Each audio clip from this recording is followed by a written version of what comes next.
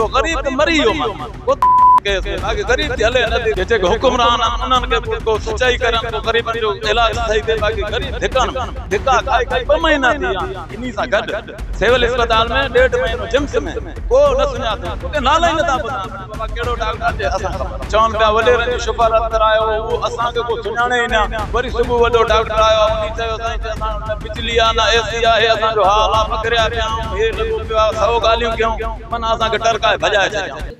जी बिल्कुल सिविल अस्पताल इंतजामिया पारां जेके ऑपरेशन लाइ दाख़िल थियल मरीज़ जेके हुआ उन्हनि जा ऑपरेशन इहो जवाब ॾियण करे कैंसिल किया विया त सिविल अस्पताल में बिजली कोन्हे जंहिं सबबु जेको आहे तव्हांजा ऑपरेशन हाणे न करे सघंदासीं जंहिंजे लाइ जेके आहिनि जेके सिविल अस्पताल में मरीज़ जेके हुआ ऑपरेशन जे लाइ जेके मौजूदु हुआ उहे जिन खे जेको आहे किनोला ऐं जेको दवायूं बि साण उहे साण करे जेको आहे पेरिस्कल बाॾो पुॼी करे उन्हनि एहतियाज कयो आहे हिते जेके असां मरीज़ बि मौजूदु आहिनि वधीक उन्हनि खां पुछा कयूं त सिविल अस्पताल इंतजामिया छाजे करे उन्हनि जा ऑपरेशन न कयनि। अदा तव्हां ॿुधायो त तव्हां घणनि ॾींहंनि खां वठी सिविल अस्पताल में दाख़िल आहियो ऐं तव्हांखे छा चई करे जेको आहे तव्हांजा ऑपरेशन न कया विया? दाख़िल असां आहियूं असांजा ऑपरेशन न थिया कल्ह टोन कोई बुख थिया कल्ह कोई बुख थी आहे पेट लंघण अचो हाणे आयासीं दाख़िला करे केनोला चाढ़ियूं अथऊं हाणे चयो बिजली न आहे छा ते ऑपरेशन कंदासीं बिजली न आहे जनरेटर न आहे का सहूलियत छा ते कयूं। सिविल अस्पताल जी जेका लखें रुपयनि जी जेका आहे उहा बजट छड़ो जनरेटर जे लाइ आहे ऐं करोड़नि रुपयनि जी दवाउनि जे लाइ बजट आहे उन बावजूद बि तव्हांखे किनोला जेके मरीज़ तव्हां आहियो किनोला तव्हांखे लॻल आहिनि 2 ॾींहंनि खां तव्हां बुख ते बि आहियो ऐं तव्हांखे इहो जवाबु ॼाणाए करे कढियो वियो आहे। वागूं खाई था वञनि अलाह खां अचनि फंड खाई था वञनि हिते मिलनि नथा पिया त छा कयूं कुझु बि न आहे असां वटि हिते असां वटि हुजे असां ऑपरेशन कयूं छा कयूं मजबूर आहियूं तव्हां बि डॉक्टर इहा ॻाल्हि कई आहे।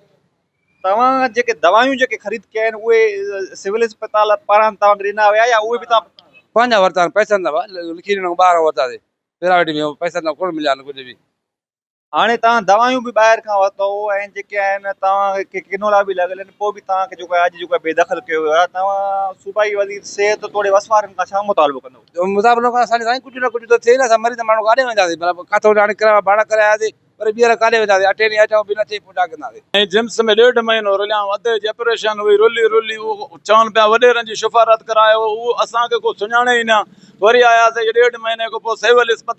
अस्पताल में बि रुली वरी असां दवायूं हर शइ वरितियूंसीं 2 ॾींहं थी विया आहिनि उते असांखे दाख़िल बि कयूं वरी सुबुह वॾो डॉक्टर आयो आहे उन चयो साईं असां न बिजली आहे न एसी आहे हे असांजो हाल आहे पघरिया पिया हे लॻो पियो आहे 100 ॻाल्हियूं कयूं माना असांखे टरकाए भॼाए छॾियऊं चयूं तव्हांखे हुन सूमर ते वरी तव्हांखे ॾींदासीं बिजली हुजे एसी हुजे पर ईअं असांजो कमु करनि ई नथा के ॾाढे जो फोन वञे पोइ मिंट था करनि बाक़ी ग़रीब उहो हालत में मरे थो। डॉक्टर त मसीहा हूंदा आहिनि डॉक्टर जो कमु ई इहो आहे त बाबा सुफ़र जी ज़रूरत ई न जेको बि मिसकिन माण्हू अचे उनजो ऑपरेशन ॿियो कुझु कमु हले ई नथो ग़रीब त मरी वियो माना को केस में बाक़ी ग़रीब जी हले नथी को अलाह को उन्हनि खे जेके हुकुमरान आहिनि उन्हनि खे को इहो ॾिए त को सचाई करनि को ग़रीबनि जो इलाजु सही थिए बाक़ी ग़रीब धिकनि में आहिनि ग़रीब त कंहिं अखि खणी ॾिठी बि न आहिनि। अच्छा तव्हां सिफ़ारिश हुजे तव्हांजी ऑपरेशन थी वञे साईं हा कयूं आहे त असांजी थी वञे पर असां ग़रीब हुयासीं असांजो को ॾिठल वेठल न हुयो धिका खाई 2 महीना थी विया आहिनि इन सां गॾु सिविल अस्पताल में 1.5 महीनो जिम्स में को न सुञातो उते नाला ई नथा ॿुधाइनि अड़े बाबा कहिड़ो डॉक्टर अचे असां ख़बर न आहे। इहे जेके डॉक्टर सिविल में वेहनि था तोड़े जिम्स में वेहनि था इहे प्राइवेट अस्पताल में डेली ऑपरेशन कनि था? जी साईं करनि था उहो अंसारी आहे ॿार करे थो 40,000 50,000 घुरे थो असांखे उहा ताक़त न आहे असां किरायो बि पिनी ईमानदारी वञूं था असांखे उहा ताक़त बि न आहे असां रोज़ कमाइण रोज़ खाइण वारा को पघार असांखे कोन तारीख़ असांखे कोन। दादा तव्हांखे ड्रिप बि साण आहिनि किनोला तव्हांखे लॻल आहे तव्हां मरीज़ आहियो ऑपरेशन जे थिएटर खां उथी आया आहियो तव्हांखे तकलीफ़ केतिरी थिए थी? सर उहो असांखे ख़बर आहे जहिड़ो असां रोईंदा रड़ंदा वठूं था कोई असांखे पुछा करण वारो न आहे हे बि दवायूं जेकियूं बि मां वरितियूं त कंहिं मिसकिन ॾिननि ख़ुदा उन्हनि खे आबाद कंदो जिन्हनि वठी ॾिनियूं मूंखे बहरहाल जेको इहे असां अस्पताल में अख़्तियार साहिबु उनखे बि लका फरींदा इज़त मान सां पेश आयो असांखे उन जो मां मजबूर आहियां बिजली आहे कोन एसी आहे कोन तव्हांजे मां ऑपरेशन कयां तव्हां त ईअं ई मरी वेंदव। पोइ हाणे बि त तव्हां जेके आहिनि हिन पोज़ीशन में तव्हांखे किनोला लॻल आहे ड्रिप तव्हां साण तव्हां ऑपरेशन थिएटर खां उथी आहियो पोइ हाणे बि त तव्हांजी ज़िंदगी दाव ते लॻल आहे। असां मौत जे मुंहं में पियूं ॾिसण वारो कोई न इंतज़ामिया जेके माल वारनि खाधियूं ठठ था वेठा आहिनि को ग़रीब गुरबे जी ॿुधण वारो कोई न आहे तूं यकीन कंदे मां घर खां आयो बि न धिका थाबा झटि हुते वेंदो मां अॼु अस्पताल में दाख़िल थियो 7 बजे पर उहो बि डॉक्टर इहो चवनि था यार असां वटि बिजली न आहे एसी न आहे तव्हां मुतालबो छा कंदो? मुतालबो इहो आहे कि हुकुमरान जेके माना जेके करप्ट वेठा आहिनि उहे इन अस्पतालनि खे सिधो करनि के मिसकिन ग़रीबनि जो इलाज थिए ॿियो त कुझु सुख न आहे इलेक्शन जी माल अची माण्हुनि सां मथो बीहंदा निकिरी विया फिलाणा हाणे त असां उन्हनि ॾे वञूं था महिरबानी कयो को सिफ़ारिश कयो को ॿुधे नथो। पोइ तव्हां वोट त वरी बि उन्हनि खे ॾियो था। बसि साईं ग़लती थी वञे उन टाइम उन अहिड़ो लक साईं मथां चढ़ी थो वञे असां ॿालनि सूं था वञूं था हिन ॾींहुं तते में असां वञूं था चऊं था न फर्ज़ु पंहिंजो पूरो करे अचूं। तव्हां पंहिंजो फर्ज़ु पूरो कयो था पोइ हुकुमरान पंहिंजो फर्ज़ु पूरो कनि था। उहे असांखे ॾिसनि मां 3 चकर वियो हुननि जे दर ते हाणे हुननि जा मां नाला छा वठां लेकिन उहे ईंदा पाण असांजे दर ते पोइ पुछा थींदनि। पर मां ईअं चवां थो जेको ॾिसंदो मीडिया में न महिरबानी करे उहो ईअं वोट वारनि सां असांजे दर ते कोई न अचे। पोइ तव्हां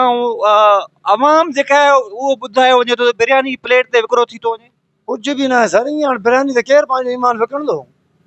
हे सॼो ग़लति आहे। असां हाणे इहो था चऊं हाणे वञूं त असां वञूं काॾे दवायूं इलाज कयूं किथे करायूं हे जहिड़ो असांखे आज़ार आहे न उथी था सघूं न वेही था सघूं। पोइ बसि हिकिड़ी अहिड़ी दवा ॾियनि बसि जान छॾाइनि असां खां ॿियो हाणे असां में कुझु हाल न बचो आहे। इहो साईं सिविल अस्पताल में हुयासीं जेको आहे उते ऑपरेशन जे लाइ चयो हुयऊं त सूमर ते अचिजाओ असां ऑपरेशन तव्हांजो कंदासीं। ऐं हाणे जॾहिं टाइम थियो सुबुह 7 बजे खां विहारे कल्ह खां वठी इहो दाख़िल हुयासीं असां त विहारे हाणे डॉक्टर साहिबु चए थो बिजली न आहे गर्मी आहे असां ऑपरेशन न करे सघंदासीं। साईं तव्हां MS साहिब ॾे वियासीं त बाबा हे जनरेटर न लखें रुपए जी बजट अचे थी पई उहा काॾे थी वञे पई चए उहो का शइ न आहे सिस्टम न आहे बिजली न ईंदो असां ऑपरेशन न कंदासीं। साईं असां ग़रीब माण्हू पोइ काॾे वञूं पंहिंजे इलाइक़े पंहिंजे शहर में जो न ईंदासीं असांजा ऑपरेशन न थींदा त पोइ काॾे वेंदासीं। असांजी वस वारनि खां इहा ई अपील आहे त महिरबानी करे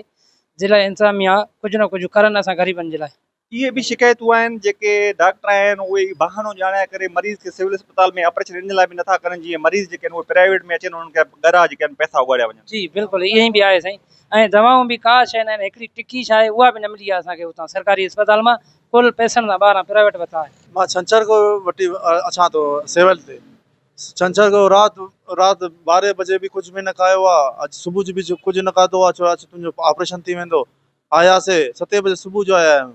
कुझु न थियो छो त वरी छंछर ते अचो कुझु न आहिनि हिते सॼा मालवारी जे लाइ वेठा आहिनि छो जो पैसा अचे पोइ बग़ैर प्राइवेट को बग़ैर न थींदो तव्हांजो। हाणे जंहिं डॉक्टर तव्हांखे बेदख़ल कयो आहे उहो डॉक्टर तव्हांखे प्राइवेट में बि त पैसनि ते तव्हांजो ऑपरेशन कंदो मतिलबु त इहो डॉक्टरनि जो मक़सदु इहो आहे त माण्हू जेके ग़रीब मिसकिन जेके मरीज़ आहिनि उहे प्राइवेट अचनि। प्राइवेट ते 50,000 रुपया वठूं उन्हनि खां पैसा वठूं हाणे बि 4,000 जो दवाई वठाऊं असांखे रुपयो बि मुफ़्त न हिकिड़ो शइ बि न मिलियो आहे। 4,000 जी दवाऊं तव्हां पाण वरितो या तव्हांखे जेके आहिनि अस्पताल सां में रुपयो बि असांखे अस्पताल में न मिलियो आहे हिकिड़ो शइ बि न मिलियो असां पंहिंजो पाण वरिताऊं पैसा। तव्हां हाणे छा मुतालबो कंदव? असांजो इहो मुताबिलो आहे उहो अलाह निकी ॾे असांखे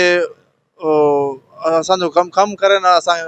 ऑपरेशन करणु। सिविल अस्पताल जा मरीज़ जेके ऑपरेशन थिएटर खां जेके आहिनि बेदख़ल कया विया आहिनि हिननि खे जेको आहे हथनि में किनोला ऐं जेके ड्रिप बि हिननि सां साण आहिनि ऐं उहे जेके आहिनि प्रेस क्लब ॾाढो एहतिजाज करे रहिया आहिनि उन्हनि जो इहो चवणु आहे त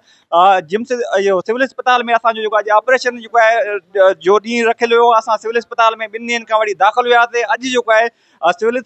सिविल अस्पताल इंतिज़ामिया पारां असांखे जेको बेदख़ल कयो आहे इहो जवाबु ॾियणो आहे त सिविल अस्पताल में बिजली कोन्हे जंहिंजे करे तव्हांजा ऑपरेशन नथा थी सघनि उहो जेके मरीज़ हुआ उहो सख़्तु ॾुखियाईनि में हुआ तकलीफ़ में हुआ उन्हनि चयो त असां जेको आहे सभु सख़्तु तकलीफ़ में आहियूं 2 ॾींहंनि खां वठी बुखायल आहियूं उन सां गॾोगॾु जेको आहे असांखे बेदख़ल कयो वियो आहे उन्हनि इहे बि उल्ज़ाम मुड़िया साॻी जेके डॉक्टर आहिनि उहे प्राइवेट अस्पतालनि में 40 खां 50,000 वठी करे ऑपरेशन कंदा पर सिविल अस्पताल में उहे ऑपरेशन करण लाइ तयारु न आहिनि। हुननि चयो त हाणे बि जेके आहिनि असां जेके दवायूं आहिनि उहे बि पंहिंजा पैसनि ते ख़रीद कया आहिनि। हुननि जेको आहे सूबाई वज़ीर सिहत तोड़े वसवारनि खां मुतालबो कयो त इन मामले जो नोटिस वरितो वञे सिविल अस्पताल इंतिज़ामिया जे ख़िलाफ़ कार्रवाई करे असां सां जेके ऑपरेशन उहे करायूं वञे ऐं असां में पखिड़ियल बेचैनी ख़तमु कई वञे। कैमरामैन सां गॾु अब्दुल गनी खोसो टाइम न्यूज़ जैकबाबाद।